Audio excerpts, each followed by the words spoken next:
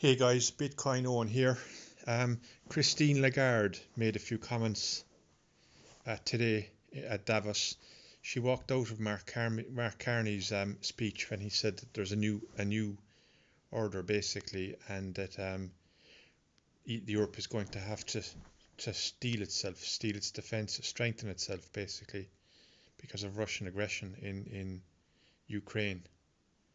And well, the Trump is refusing to defend Ukraine and Europe against Russia because they don't have the money. Basically, their debt is 130% of GDP at the moment. That's 1.3 times their GDP, their annual GDP.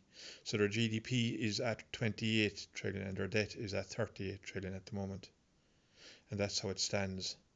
Um, it's not a good time to be doing anything out of the ordinary anyway, because people are starting to panic. Things are really starting to fray at the edges, and people are the when Trump speaks, the whole world is knows about it. Basically, they know what he says, and he everything he says.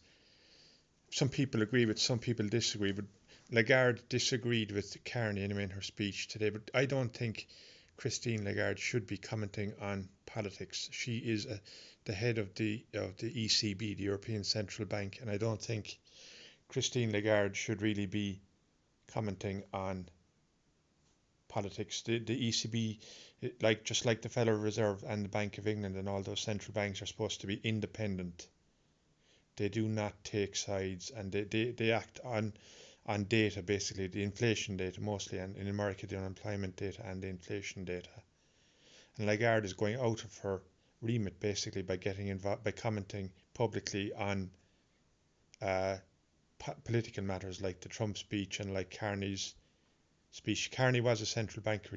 He came from the Bank of England to become the Prime Minister of Canada, and I suppose Carney's speech was made before the deal was with involving Ruta and Trump was made, that NATO would take that Denmark would allow NATO troops in Greenland. That Denmark would allow American troops into Greenland as long as they were part of NATO. But they don't want America to take control of Greenland. Denmark wants to remain in control of Greenland. And the budgets of every country in Europe are at breaking point. Basically, the finances are at breaking point, and the cost of living is rising dramatically. Inflation is high right across Europe because um, the budgets are at breaking point. Governments are at breaking point. Their budgets, their finances are in disarray. France, Germany, Italy, Spain, Portugal, Ireland, Greece,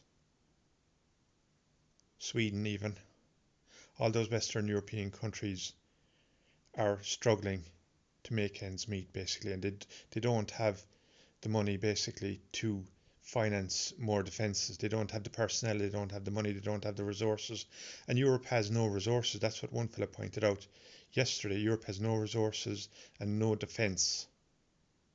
They don't have defence and they don't have natural resources in Europe.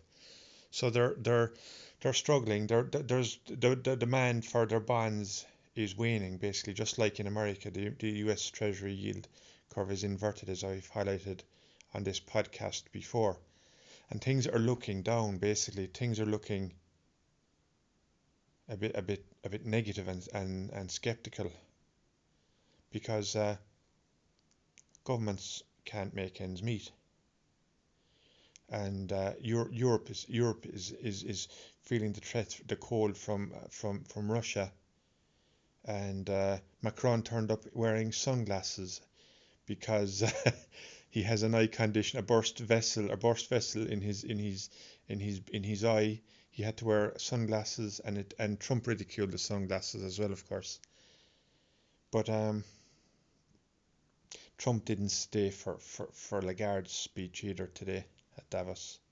Davos is rising in prominence anyway because it's the only place You can go, and it's on nobody's territory. Switzerland is neutral in all conflicts and affairs, basic international affairs, and they're not part of the EU.